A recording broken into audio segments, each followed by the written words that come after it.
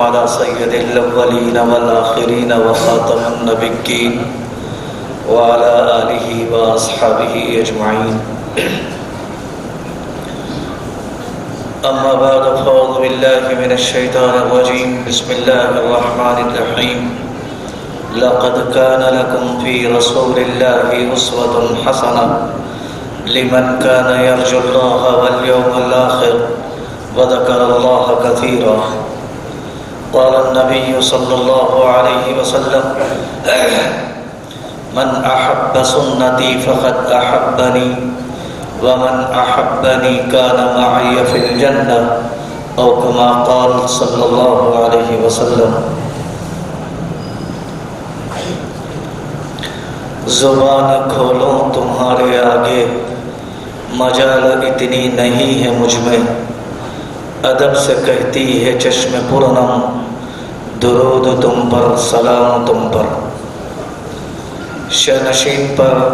جلوہ افروز قابل قدر حضرات علماء کرام اور معزز سامعین اور پس پردہ سننے والی میری معزز ماں اور بہنوں، یہ اللہ عز و جل کا بے انتہا کرم اور اس کا فضل ہے کہ اس نے ہم سب کو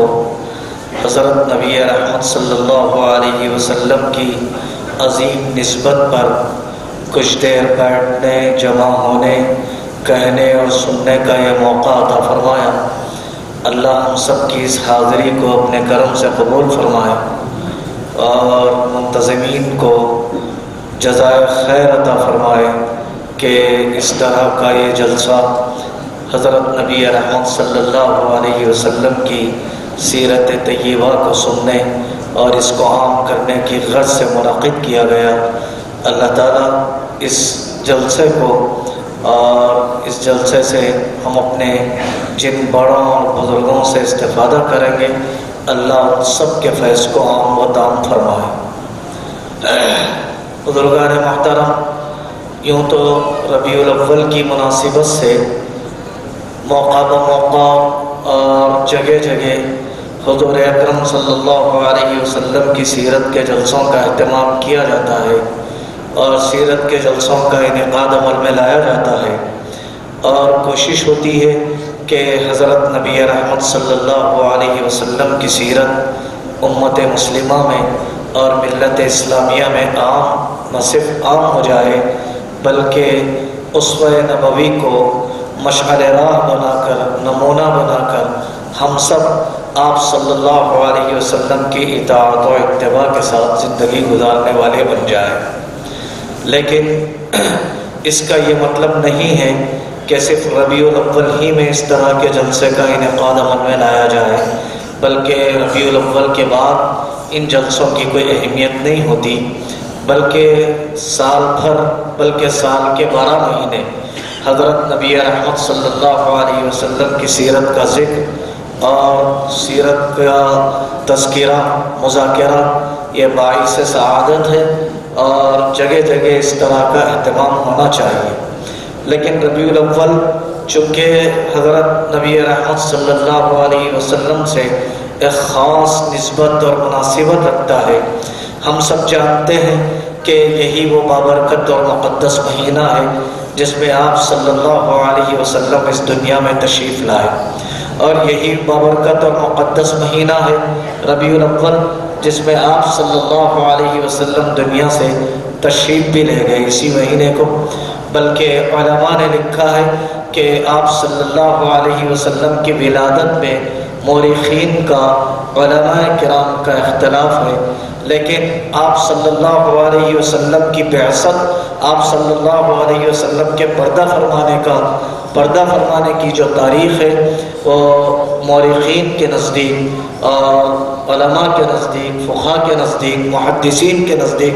متفق علیہ ہے کہ آپ کی وفات کی تاریخ 12 ربیع الاول ہے. جبکہ ولادت کے سلسلے میں علماء جانتے ہیں کہ 2 روایتیں ملتی ہیں، ایک 9 ربیع الاول کا بھی تذکرہ ملتا ہے اور ایک 12 ربیع الاول کا بھی تذکرہ ملتا ہے. مورخین کی اکثریت نے 9 ربیع الاول 571 عیسوی 571 عیسوی جی آپ کی ولادت باسعادت کا تذکرہ کیا ہے۔ غرض یہ کہ اس مہینے کی مناسبت سے آپ صلی اللہ علیہ وسلم کی سیرت کو،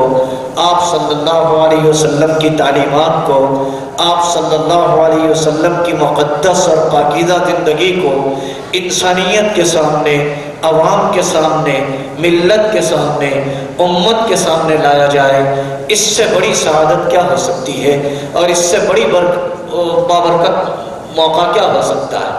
بلکہ تاریخ انسانیت کا، انسانی تاریخ میں آپ صلی اللہ علیہ وسلم کی تشریف آوری اور آپ کی ولادت باسعادت ایسا عظیم اور ایسا مقدس اور ایسا بابرکت واقعہ ہے کہ تاریخ انسانیت میں اس سے بڑا کوئی واقعہ کوئی زمانہ پیش نہیں کر سکتا، اور اس سے کوئی بڑا مقدس واقعہ تاریخ انسانیت میں نہیں ملتا۔ یہ الگ بات ہے کہ بہت سی لا علمی اور کم علمی کے نتیجے میں، یا یوں کہہ لیجئے کہ بہت سی غلط فہمیوں کے نتیجے میں حضرت نبی رحمت صلی اللہ علیہ وسلم کی اس ولادت والے واقعے کو، آپ صلی اللہ علیہ وسلم کی اس تشریف آوری والے واقعے کو خرافات کی نظر اور بہت سے ایسے غیر ضروری چیزوں سے ہم نے اس کو منتسب کر دیا گیا جس کا شریعت میں کوئی تعلق نہیں۔ علماء نے لکھا ہے کہ اگر کسی کی ولادت باسعادت اور یوم پیدائش منانا اسلام اگر اس کی حوصلہ افزائی کرتا، اور اگر اس میں کوئی جائز ہوتا اسلام میں اور شریعت میں، تو سب سے بڑا واقعہ حضرت نبی رحمت صلی اللہ علیہ وسلم کی ولادت باسعادت پر اہتمام کیا جاتا، بلکہ آپ کی ولادت باسعادت کو عید کا دن قرار دیا جاتا، چونکہ اسلام نے اس طرح کی شخصیت پرستی اور یوم پیدائش کے موقع پر اور یوم پیدائش کے حوالے سے کسی قسم کے خاص کسی قسم کی تقریبات کے منعقد کرنے کی نہ شریعت نے اجازت دی ہے، نہ اسلام نے اس کی حوصلہ افزائی کی۔ اللہ تعالی ہمارے ان حضرات اکابر علماء کرام کو جزائے خیر دے، جو اس موقع کی مناسبت سے، اس حوالے سے لوگ جمع ہوتے ہیں، جڑتے ہیں، اور لوگوں کا ایک مجمع اکٹھا ہوتا ہے، تو اس موقع کو غنیمت سمجھ کر حضرت نبی رحمت صلی اللہ علیہ وسلم کی تعلیمات کو، آپ کی پاک سیرت کو، آپ کی پاکیزہ زندگی کو بیان کرنے کی کوششیں اور فکریں کی جاتی ہیں، تاکہ ہم سب اللہ کے نبی صلی اللہ علیہ وسلم کی اس سیرت کے مطابق اپنے آپ کو اس اتباع اور اطاعت کے ساتھ زندگی گزارنے والے بن جائیں۔ عزیزان گرامی، جس زمانے میں آپ اور ہم سانسیں لے رہے ہیں، جس زمانے میں ہم زندگی گزار رہے ہیں، آپ سب جانتے ہیں کہ اس وقت زمانے کی کیا حالت اور کیفیت ہے، کہ دین سے بے رغبتی، بے عملی، بے راہروی اور حرص و طمع اور دنیا کی محبت اس قدر عروج پر ہے، اس قدر عروج پر ہے کہ جس کا اندازہ نہیں کیا جا سکتا، بلکہ انسان کا دشمن ہے۔ انسانیت کو مذہب کے نام پر بانٹا جا رہا ہے، تقسیم کیا جا رہا ہے، اور یہ وہ حالات اور یہ وہ زمانہ ہے اور یہ وہ حالات ہیں کہ ہم اسلام کی اس رحمت والی تعلیمات کو، حضرت نبی رحمت صلی اللہ علیہ وسلم کے اس امن والے پیغام کو لوگوں تک پہنچانا اور انسانیت تک پہنچانا اور دوسروں تک اس کو پہنچانا اس قدر مشکل ترین ہے کہ لوگ اس کو تعصب اور عصبیت کی وجہ سے اس قدر تنگ نظر کر دیا گیا، اس قدر مشکل ترین کر دیا گیا کہ جس کا اندازہ نہیں کیا جا سکتا۔ ابھی آپ دیکھ رہے ہوں گے کہ اسلام کی اس دامن رحمت میں بہت سے بھٹکے ہوئے انسانوں کو پناہ دینے والے اور دعوت و تبلیغ کی بے لوث محنت کرنے والے اور اسلام کی دعوت پیش کرنے والے اکابر علماء اس وقت قید و بند کی زندگیاں گزار رہی ہیں، اور کیسے کیسے حالات اس وقت چل رہے ہیں، اس کے کسی اظہار کی ضرورت نہیں، لیکن ہم سمجھتے ہیں کہ کس قدر نازک زمانے میں آپ اور ہم جی رہے ہیں۔ بزرگان محترم، اس موقع پر اگر ہم اللہ کے نبی صلی اللہ علیہ وسلم کی تعلیمات پر، آپ کی صداقت پر اور آپ کے امن والی اور رحمت والے آپ کے نور پر مبنی امن اور رحمت والے قانون اور قوانین پر ہم ایک بہترین لٹریچر چھاپیں اور حضور اکرم صلی اللہ علیہ وسلم کا خوبصورت اور مقدس نام دے دیں، تعصب اور عصبیت اس قدر اونچا ہے کہ کوئی قریب آنے اور اس کو خریدنے اور اس کو کوئی پڑھنے کی فکر نہیں کرے گا، بلکہ اس کو لینا بھی درکار نہیں کرے گا۔ سیرت کے عنوان پر کوئی مقدس اور بہترین بصیرت افروز لیکچر اور خطاب ہم ملت اسلامیہ کو تو سنا سکتے ہیں، لیکن برادران وطن کو پہنچانے کے لیے وہ ہمارے حلیے اور ہمارے عنوان اور اس سیرت کے نام ہی پر چمکنے لگے گے۔ اس قدر ایسے حالات اس وقت رونما ہو رہے ہیں۔ ایسے حالات میں ہم اللہ کے نبی صلی اللہ علیہ وسلم کی اس تعلیمات کو اس انسانیت کے سامنے اور اس امت کے سامنے کیسے پیش کر سکتے ہیں، یہ ایک بہت بڑا چیلنج اس وقت امت کے سامنے کھڑا ہوا ہے۔ بزرگان محترم، آپ تقاریر سے زیادہ، لٹریچر سے زیادہ، لیکچر سے زیادہ اس وقت امت اور انسانیت کو اللہ کے نبی صلی اللہ علیہ وسلم کے اسوے اور نمونے اور تعلیمات کو اگر پیش کرنا ہے تو اس وقت کی سب سے بڑی ضرورت ہے کہ ہمارا اخلاق، ہمارے کیریکٹر اور ہمارے رہن سہن کی زندگی اور ہمارے روز مرہ کے معمولات اور ہمارے معاملات یہ اسلام کی ترجمانی کا، اللہ کے نبی صلی اللہ علیہ وسلم کی سیرت کی ترجمانی کا یہ ذریعہ بن سکتے ہیں۔ اور اس وقت یہی اتنا بڑا چیلنج ہے کہ اسی کے ذریعے سے ہم انسانیت کو حضرت نبی رحمت صلی اللہ علیہ وسلم کی تعلیمات پیش کر سکتے ہیں۔ اللہ جزائے خیر دے، حضرات علماء کرام کی ان محنتوں اور کوششوں کے نتیجے میں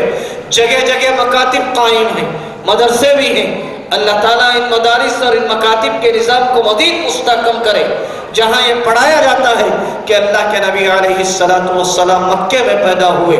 آپ صلی اللہ علیہ وسلم مدینہ منورہ میں آپ آرام فرما رہے ہیں، آپ کو 40 سال میں نبوت ملی، آپ نے مدینہ میں 13 سال، مکے میں 10 سال آپ نے زندگی گزاری، اور اس قسم کے سارے واقعات ہم سیرت کی کتابوں میں اپنے بچوں کے ذہنوں میں بٹھاتے ہیں اور سیرت کی کتابوں میں لوگوں کو عام بھی کرتے ہیں اور سب کو سناتے ہیں۔ لیکن وہ نمونہ جو اللہ کے نبی علیہ السلام نے اپنی حیات طیبہ کے ساتھ پیش کیا تھا، آج اسلام دشمن عناصر ان کا شور و غل ہے اور ان کا یہ واویلا ہے کہ اسلام تلوار کی زبردست طاقت پر، زبردستی کی قوت پر یہ اسلام پھیلا ہے، لیکن حقیقت جانتی ہے دنیا کہ حقیقت کیا ہے کہ اللہ کے نبی علیہ السلام نے اخلاق کی، محبت کی، شفقت کی اور نرمی کی تلوار سے لوگوں کو قریب کیا اور آپ نے اسلام کی دعوت پیش کی۔ خود قرآن مجید میں فرمایا لن فصوا من حولک، لن فصوا من حولک فاذا عزمت فتوکل علی اللہ۔ آگے فرمایا کہ اے اللہ کے نبی، اگر آپ سخت دل ہوتے تو لوگ آپ کے ارد گرد جمع نہیں ہوتے۔ آپ کی نرم خوئی، آپ کی محبت و شفقت اور آپ کی نرم دلی اور یہ لوگوں کے قربت کا اور آپ کی محبت کا ذریعہ بنی، اور یہی اسلام کے پھیلنے کا، اللہ کے نبی صلی اللہ علیہ وسلم کی محنتوں کے عام ہونے کا یہ ذریعہ بنا۔ بزرگان محترم، اس وقت عصبیت اور تعصب اور مذہبی تن نظری اس زمانے میں آپ پر اور مجھ پر یہ ذمہ داری ہے کہ اللہ کے نبی علیہ السلام کے اسی اسوے کو اور آپ صلی اللہ علیہ وسلم کی اس تعلیمات کو ہم اس بات کی کوشش اور فکر کریں کہ تعلیمات سے زیادہ، لٹریچر سے زیادہ، کتابوں سے زیادہ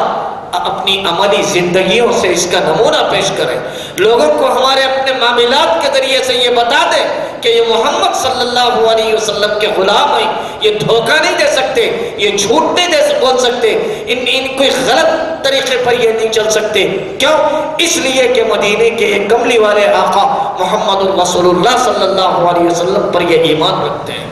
اس طرح عملی زندگی سے، عملی واقعات کے ذریعے سے اللہ کے نبی علیہ السلام کی سیرت طیبہ کو امت کے سامنے پیش کیا جا سکتا ہے۔ کتنے سیرت طیبہ کے ایسے واقعات ہیں جس میں آپ صلی اللہ علیہ وسلم کے اخلاق سے متاثر ہو کر لوگ کلمہ طیبہ پڑھے اور آپ کے دامن رحمت میں آپ نے پناہ لی۔ زیادہ تفصیل میں گئے بغیر ایک واقعہ میں آپ کو سناؤں جو عام ہے، سیرت کی کتابوں میں بچے کی زبان سے عام ہے۔ یہ سیرت کی کتابوں میں لکھا ہے کہ اللہ کے نبی علیہ السلام جس وقت مکہ مکرمہ میں تھے تو لوگ زمانے جاہلیت میں جب لوگ اللہ کے نبی نے اپنے نبی ہونے کا اعلان کیا، ایک اللہ کی اور توحید کی طرف دعوت دی، تو لوگوں نے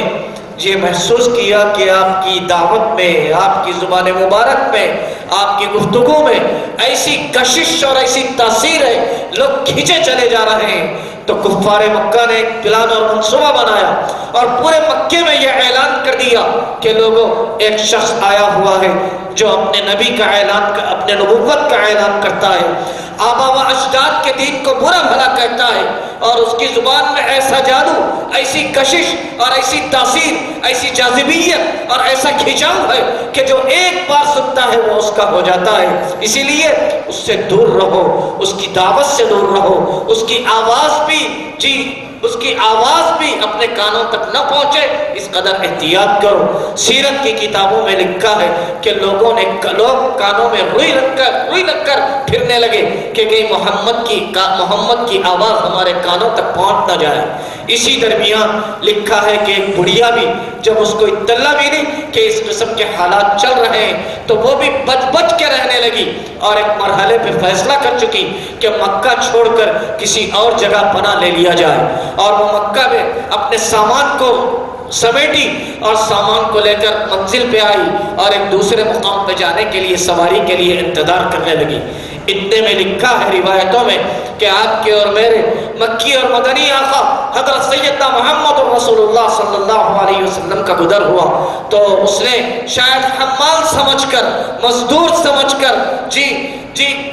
اس نے آواز دی کہ کون ہے اجنبی، جی میرا سامان فلاں سے فلاں جگہ تک پہنچا دے۔ روایتوں میں لکھا ہے کہ بلا چوچرا اللہ کے نبی علیہ السلام نے اس سامان کو اٹھا لیا اور پھر چلتے چلتے ایک دوسرے کا تعارف ہوا۔ اس بڑھیا کہنے لگی کہ بیٹا سنا ہے کہ اس سرزمین پر محمد نامی کوئی شخص پیدا ہوا ہے، وہ اپنے نبی ہونے کا اعلان کرتا ہے، ہمارے آبا و اجداد کے دین کو برا بھلا کہتا ہے، اسی لیے میں نے یہ تہیہ کر لیا ہے کہ